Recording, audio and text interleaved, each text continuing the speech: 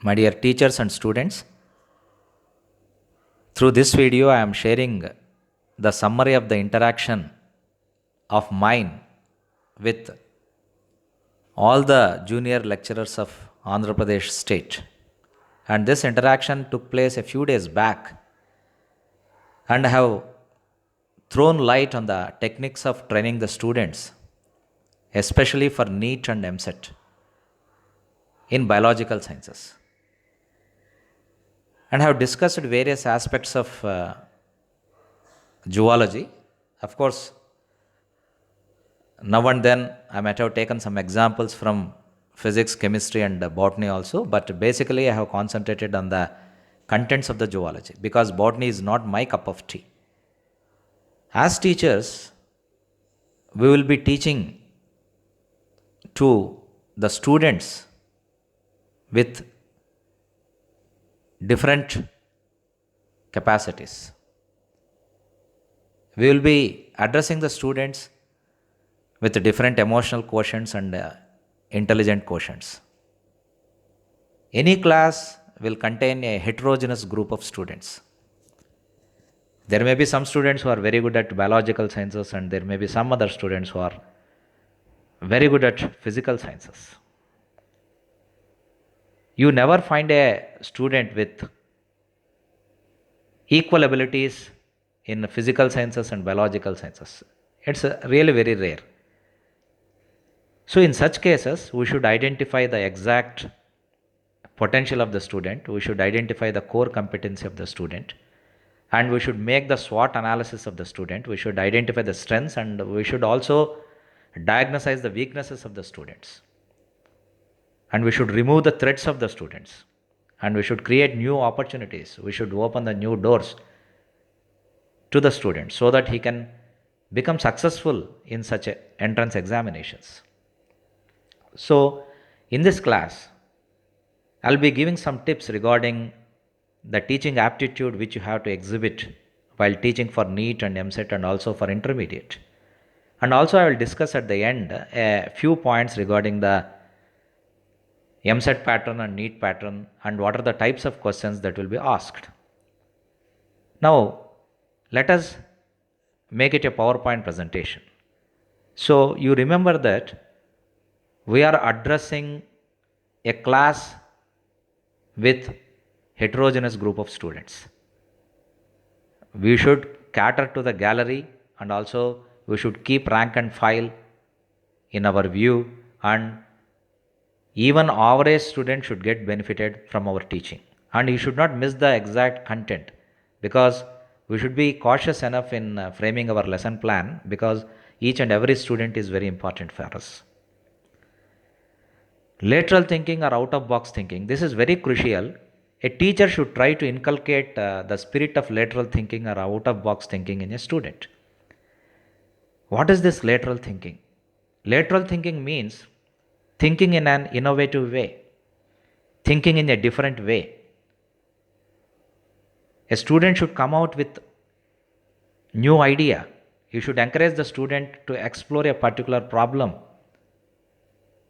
in a new area. There should not be any dark corners in the mind of a student.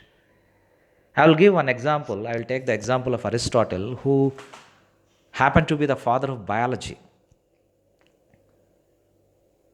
Aristotle used to take fireflies, which exhibit bioluminescence, which emit cold light, and he used to keep all these fireflies in a glass jar. And like that, he used to make use of this glass jar with fireflies as a lantern. We have seen fireflies many times and we have known the glass jars, but we never come out with such a synthesis of the two ideas.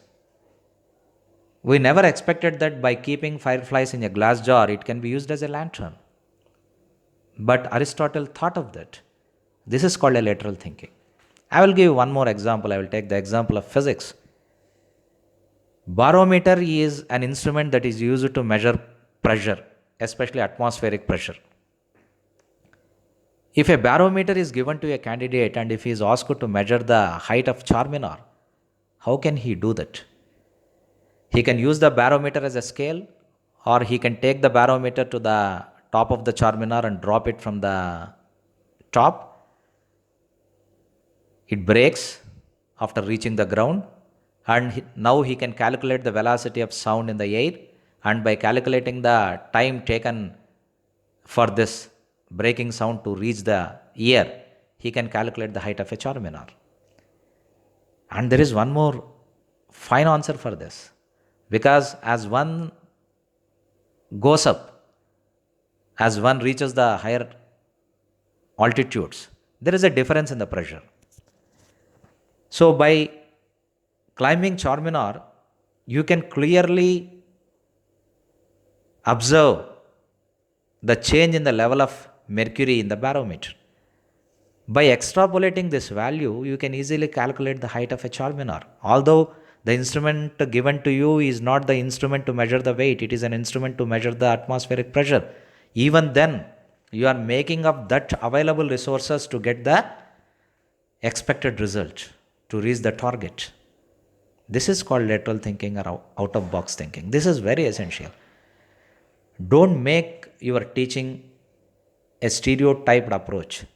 You should encourage the student to explore the different possibilities of a problem. This is very much essential. This sort of approach is very much essential while training the students for entrance examinations.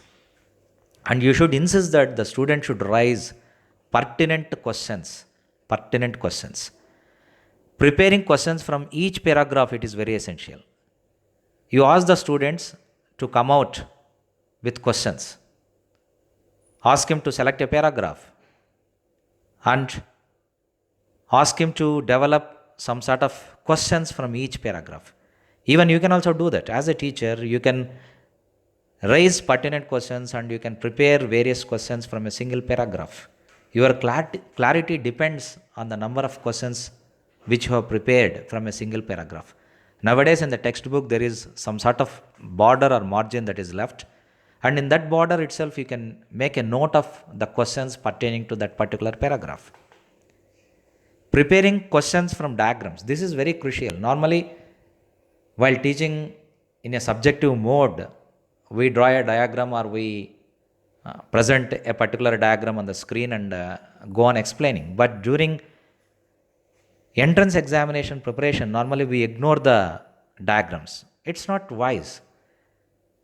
Even in entrance examination, you try to prepare certain questions by taking diagrams as a base, by taking diagrams as a model. You can ask some questions pertaining to a picture, so that no picture in the textbook pertaining to different systems or different chapters should be left unaddressed. You should address each and every diagram. Preparing questions from flowcharts and chemical cycles. For example, in zoology, there are various chemical cycles like glycolysis, Krebs cycle, urea cycle, sliding filament theory, biochemical changes that occur during muscle contraction, like that. You can prepare certain questions, especially from such topics.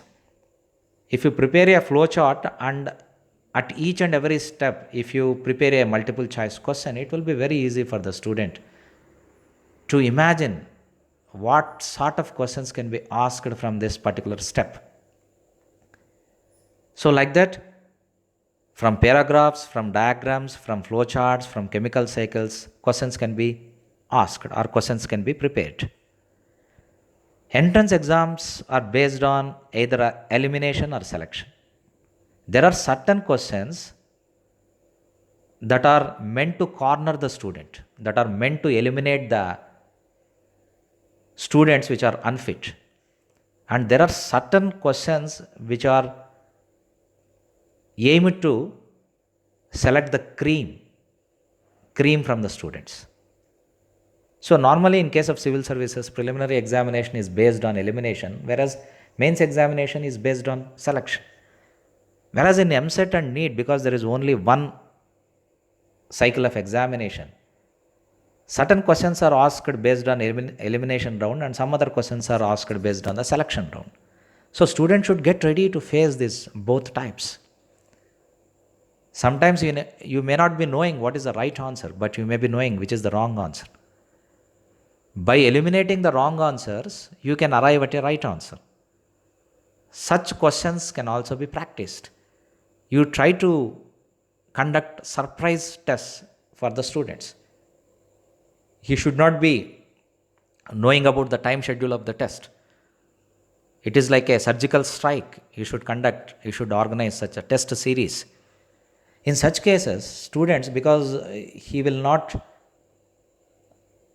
he will not be having sufficient preparation, he will simply depend on the memory, and during such surgical tests or during such sudden tests, his memory will not come to his rescue. In such cases, he will simply depend on the chance. Then he will be eliminating the wrong answer. He will be arriving at right answer just by the process of elimination. Okay, let us go to the next slide. Generate interest in the subject. This is very important. For example, there are many students who are awesome in botany and zoology, but who hate physics out of fear. This is out of fear psychosis towards physics. In such cases, you should be in a position to generate interest, or else you should be in a position to teach a particular topic in a wonderful manner. So this is very important. Generating interest in the subject is very crucial. Sometimes students will be studying only the subjects which he likes. So ask him to sandwich a difficult subject between two easiest subjects during preparation. And a teacher should also identify the future potential of the student. You should be in a position to estimate whether he can become a doctor or not. If you identify that he is not fit enough to become a doctor, at least you should save him from the possibility of becoming a patient. In such cases, you should teach him how to deal with unaccomplished goals. If not doctor, what next? He should be given some idea regarding paradigm shift where goals can be changed. He should be trained in change management. And you should get connected to his core competencies. Some people are digitally intelligent. Some people are very intelligent in descriptive types of questions. In such cases, you should fill out, or you should fill up the deficiencies of the student. You should train him. You should give more training on the darker areas, or you should give more training on the weaker areas of the student. Because practice makes one perfect. Question bank can be prepared as handouts on the following topics. Curious. For example, there are certain aspects which generate some sort of curiosity regarding the subject. You should ask in a rapid round manner before starting any class during your regular schedule. We can ask certain questions from the curious, like which is the largest mammal, which is the largest chordate, which is the smallest chordate, which is the biggest bird, which is the smallest bird, which is the longest cell, which is the longest bone, which part of the human body is the strongest, like that. You can prepare a gist of this curious.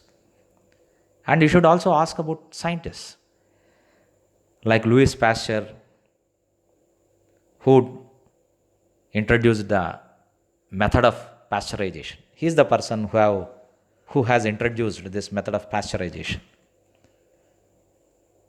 Antony van Leeuwenhoek, Aristotle, Lamarck, Alexander Fleming, like that. You can just make the list of scientists and ask the students to identify the discoveries made by them. And regarding theories also, questions can be made from theories, certain theories, like sliding filament theory, like that.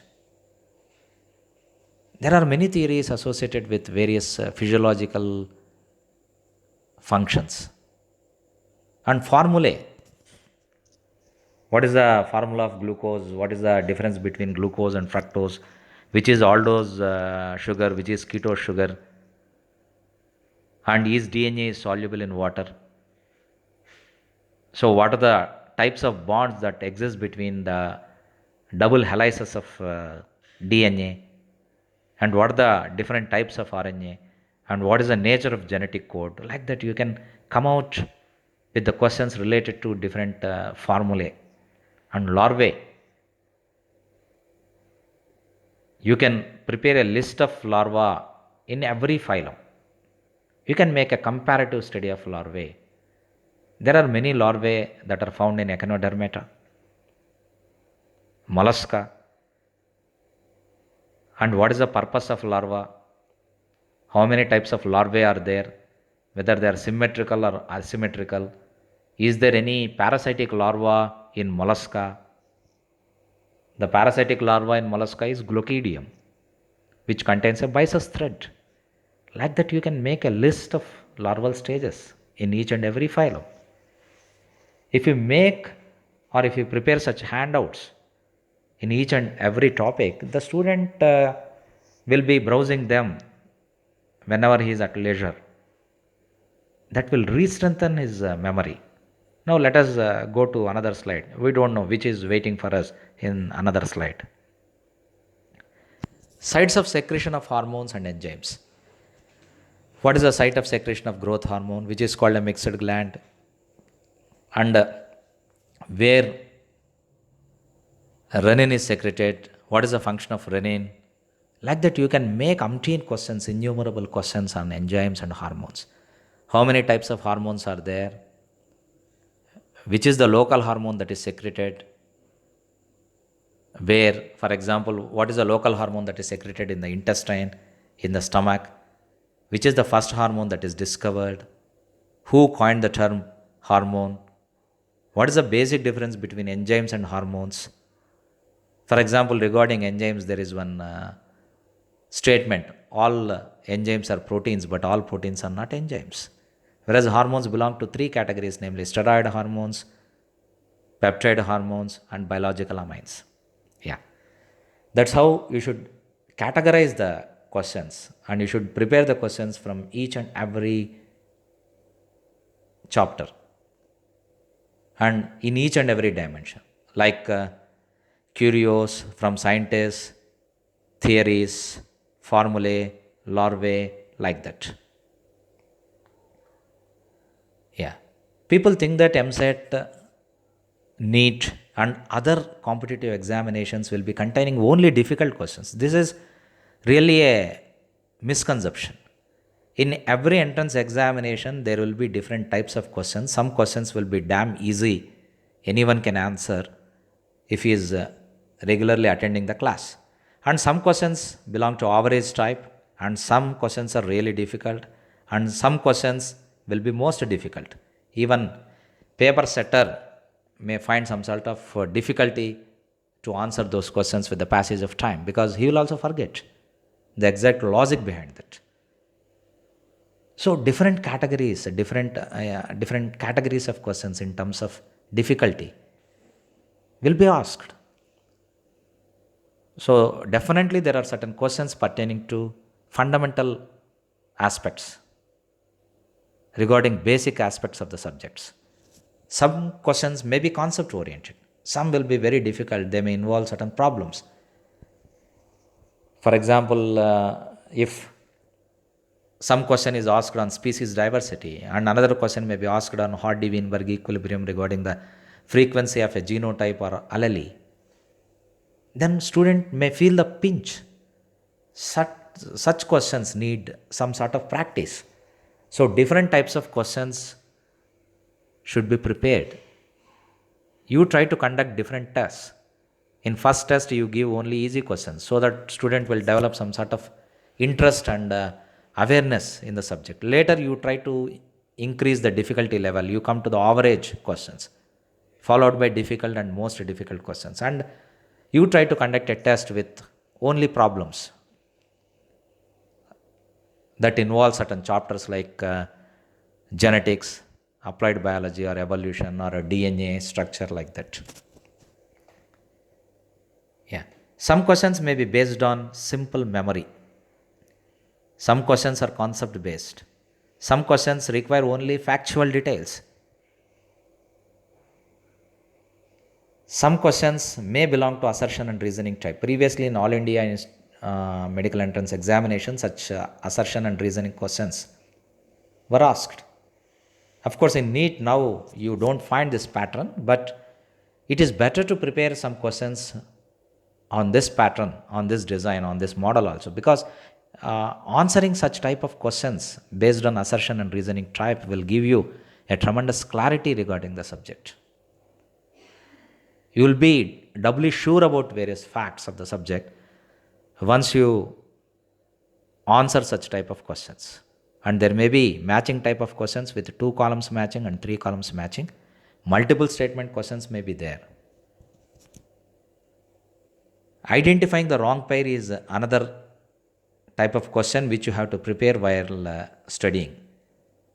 And like that, you should prepare concept based, memory based, factual based, assertion reasoning type, match the following, multiple statements, like that. From each chapter, you try to note down such different questions in each and every page just by the side of the paragraph itself, so that you will have some sort of clarity. Now you can associate the question with the answer which is readily available in that particular paragraph. Odd man out type questions. For example, you give a set of 4 animals, out of which 3 belong to a particular phylum and another one may belong to some other phylum. That is a odd man type question. There is no need to know the right answer. This I have already made it very clear. For example, in chemistry practicals, you will be identifying the ion of a salt, or you will be identifying the part of an organic compound by negative inference method. Sometimes no one knows the right answer. In such cases, by eliminating the wrong answers, you will arrive at the right answer. SWOT analysis. SWOT means strengths, weaknesses, opportunities, and threats. Some people may be weak in physics, and some students may be very good at biology. Being good at biology is his strength, and being weak in physical sciences is his weakness. But you have to overcome, you should encourage the students to overcome that weakness by exposing him to different techniques while dealing with difficult subjects. SWOT analysis, strengths, weakness, opportunities, and challenges. Student should be ready to face any sort of challenge. He should not be afraid. He should not feel it as a threat. He should not feel it as a problem. He should feel it as an opportunity to grow. If he finds that physics is difficult, he should face it. He should not avoid it, because it's an integral part of his career. Application oriented questions. This is also very essential, and this requires a little bit of intelligence and tact, because he may be knowing the statement and he may fail to apply it. For example, why raindrops are spherical in shape, why hot soup is tastier than cold soup, like that. And one should make vertical study, horizontal study, intensive study, and extensive study. Yeah. Regarding diversity of living world, these are the various chapters that will be asked, that can be asked in EAMCET.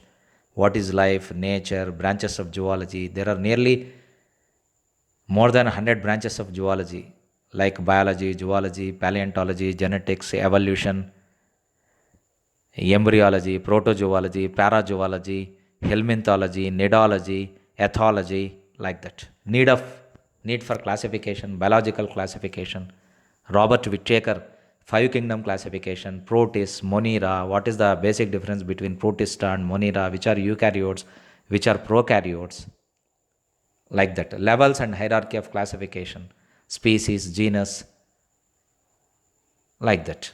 And which is the basic taxon, which is the major taxon, and what is the concept of species, what is Mendelian population, how interbreeding occurs, sometimes very rarely in case of certain species producing hybrids as offspring, like mule, and some sort of diversity of the living world. In second unit, that is structural organization of animals, levels of organization, like protoplasmic grade of organization, cellular grade of organization, tissue grade of organization, organ grade of organization, system grade of organization. For example, protozoans are at protoplasmic grade of organization, sponges are at cellular grade of organization, coelentrates are at tissue grade of organization. And coming to the symmetry, how number of layers influence symmetry. How diploblastic animals exhibit radial symmetry, how triploblastic animals exhibit bilateral symmetry, and how cephalization is associated with bilateral symmetry. What exactly the cephalization means. Like that, certain questions based on the concepts associated to symmetry can be framed. Coelom. Regarding coelom, what is the advantage of coelom? How many types of coeloms are there? Which is a pseudo coelom? Which is a true coelom? What is the purpose of coelom? Who coined the word coelom? Like that. Animal tissues, like connective tissues, like bone, blood, muscle, types of muscles, areolar tissue, adipose tissue, brown adipose tissue, white adipose tissue, like that. It's just like open sesame. If you just utter open sesame, the entire treasure will be open to you. Yeah, animal diversity. Regarding invertebrate diversity, you can start with porifera and just motivate the student to learn up to hemichordate.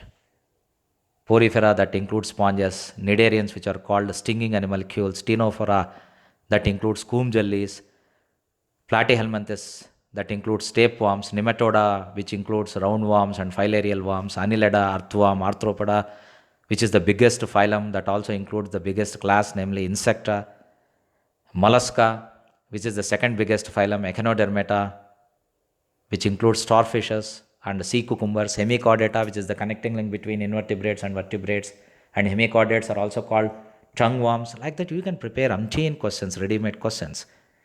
You can even conduct a rapid round quizzes for the student so that he will be ever ready to face any sort of question in any examination. Animal diversity of chordate, it's a little bit interesting because the student will identify himself with a topmost class of the chordata, namely mammal. And the physiology is very interesting, and here you can list out the characters of chordata, especially four main important characters of chordata, namely notochord, nerve cord, pharyngeal gill slits, and post-anal tail, like that, and classification of chordata into urochordata, cephalochordata, vertebrata, and why urochordates are called tunicates, and what is tunicin, how tunicin is called animal cellulose. Like that, you can prepare some questions pertaining to that. But always start with a general question, always start with a easiest question and go to the difficult one. Otherwise, if you start the entire discussion with a difficult question, then that fellow will simply leave a college and run away.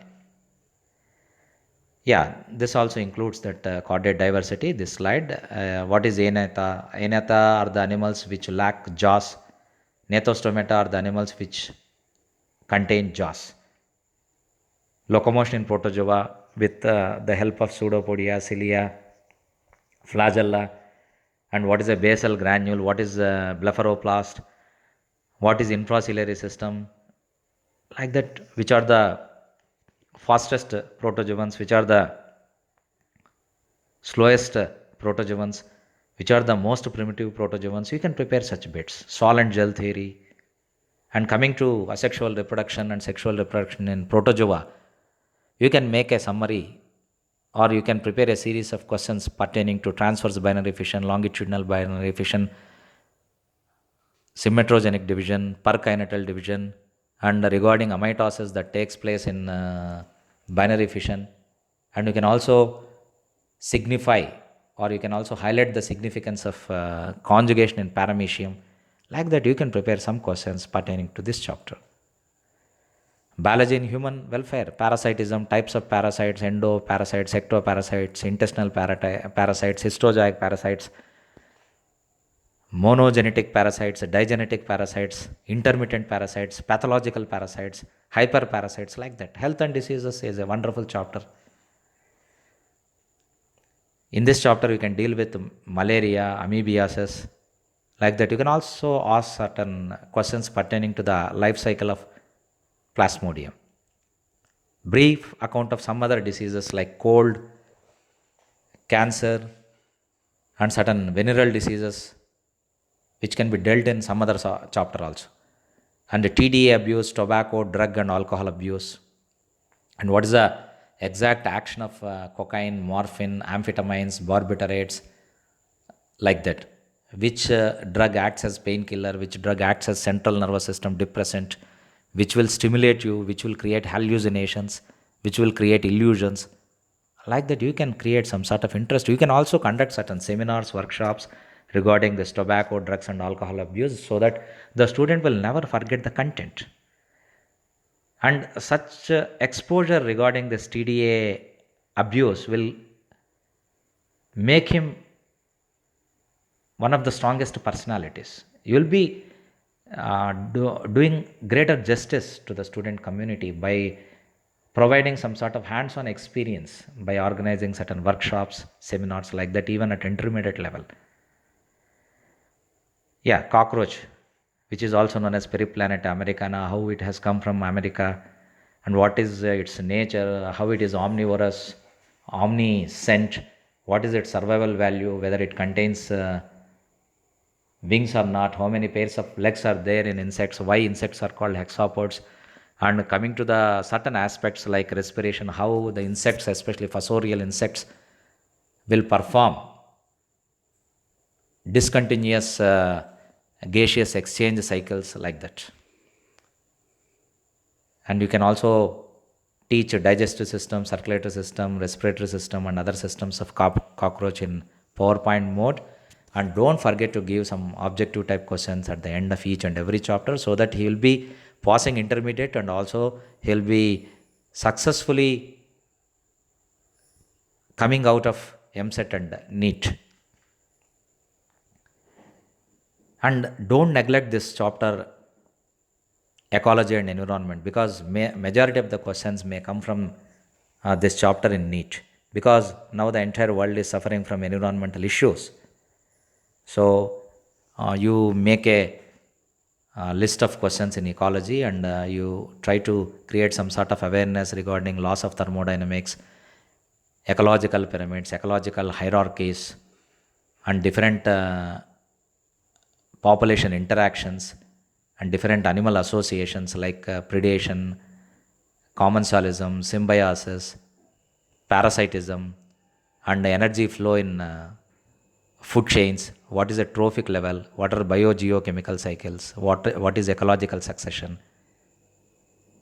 Like that. And you can also address the different environmental issues like global warming, greenhouse effect, Montreal Protocol, Vienna Summit, land pollution, air pollution, water pollution, wetland encroachment, wetland protection, mangrove forests. Like that, you can prepare relevant questions pertaining to the current environmental issues. This definitely creates a wonderful interest, and this also makes him feel responsibility regarding environment. This is more important. This chapter is more important not only in terms of profession, and it is important in terms of even ethics also. Yeah, of course. Coming to the another aspect of state syllabus, physiology. You can teach physiology because this is very very interesting. You will be learning something about your own body and something about the reactions that are taking place in your body itself. You start with the digestion and you try to dine with the students. Don't die with the students. You try to dine with the students, and you can teach biology or teach the physiology of digestion and anatomy of digestion while dining with them. So, whenever he is eating food or masticating food, you can say that mastication is a mechanical digestion. When it mixes with saliva, it is a chemical digestion. So, how digestion is divided into physical, that means mechanical digestion, chemical digestion, and microbial digestion. Which foodstuff is not digested by human being? For example, cellulose is not digested by human being. And what is the dental formula of human being? What is homodont dentition, heterodont dentition, like that? And which is called, which part is called universal toothbrush? And where protein digestion takes place, where carbohydrate digestion takes place, what is Saccas entericus? Like that, you can prepare more than 100 bits or more than 200 bits from this particular chapter. And regarding circulation, structure of heart, cardiac cycle, cardiac output, heart sounds like lub and dub when they are produced. What is a mitral valve? What is a tricuspid valve?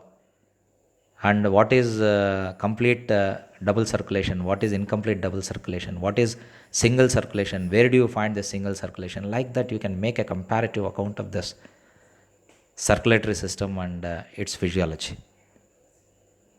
And regarding excretory products, how many types of excretory products are there, like urea, uric acid, and ammonia, and how animals are classified basing on this excretory products, which is more soluble, which is more toxic, and what is the structure of nephron, what is the structure of Bowman's capsule, Malpighian capsule, proximal convoluted tubule, distal convoluted tubule, and in between Henle's loop. Like that, you can make a structural comparison. And by seeing structure, by just displaying the structure of nephron on the board, we can ask the students as a group to prepare as many questions as possible from this particular chapter or from this particular nephron diagram. So, endocrine system, another interesting, how many types of endocrine glands are there, and which is called master gland, which is called master controlling center, which is a mixed gland, and which is feasting hormone, which is fasting hormone. Like that, you can prepare a gist of questions or list of questions from this particular chapter. Immune system, how many types of lines of defenses are there, what are the cells associated with immune system, which type of WBC are taking part in producing antibodies, and how many types of lymphocytes are there, what are natural killer cells, what is major histocompatibility complex. Like that, you can prepare various questions. Genetics, mind-blowing information can be given regarding this genetics. You can start with Gregor Mendel and you can end with Human Genome Project. What is the purpose of Human Genome Project? How we are traveling towards disease-free society, and which is the biggest gene in the human body, and what are the various chromosomal disorders, syndromes like Down syndrome, Edwards syndrome, Pattas syndrome, Turner syndrome. And regarding blood group inheritance also, you can make a chart. So organic evolution, it is quite interesting, and here you can make certain questions. What is the meaning of evolution? Who coined the term evolution? What is the book written by Darwin? What is the ship that is used for traveling by Darwin, that's called HMS Beagle, Her Majesty's ship? So like that, the very moment the student listens to the word evolution, all these questions should strike his memory. So applied biology, it is another interesting topic where biotechnology principles are involved, like fermentation process, alcohol production, distilleries, antibiotics, recombinant DNA technology, commercial enzyme production, monoclonal antibodies, cloning techniques, dairy, poultry, like that. All these aspects are involved in this. Of course, this is regarding the duration of the NEET examination, 3 hours, multiple choice questions, total number of questions 180, total marks 720, of course. So I have already told, don't neglect these topics like ecology, human physiology, genetics, biodiversity, applied biology, evolution. So this is the percentage split, and equal questions will be asked from physics and chemistry, whereas the questioning combination may differ in zoology and botany. Sometimes botany questions may outnumber, and some other times zoology questions may be more. Yeah, of course. This gives you a little understanding regarding approximate percentage of questions that can be asked from each chapter. For example, you see evolution. Sometimes you may feel like neglecting this, but this constitutes nearly 7%. Whereas biology and human welfare, this has more weightage. Biotechnology, 12%. You can't ignore all these things. Yeah, so I hope I have given some sort of insights regarding training techniques for the teachers, so that they can be the best teachers while giving training to the students in NEET and also MSET. And I hope that this is also useful for the student community so they can prepare their own route map. Students sometimes they need not depend totally on lectures or teachers, because nowadays you can see now, and you can feel the importance of teacher now, because during lockdown period we are not going to colleges. In such cases, I hope that this small video may motivate you to prepare your own route map, to prepare your own plan for cracking NEET and MSET. Thank you very much.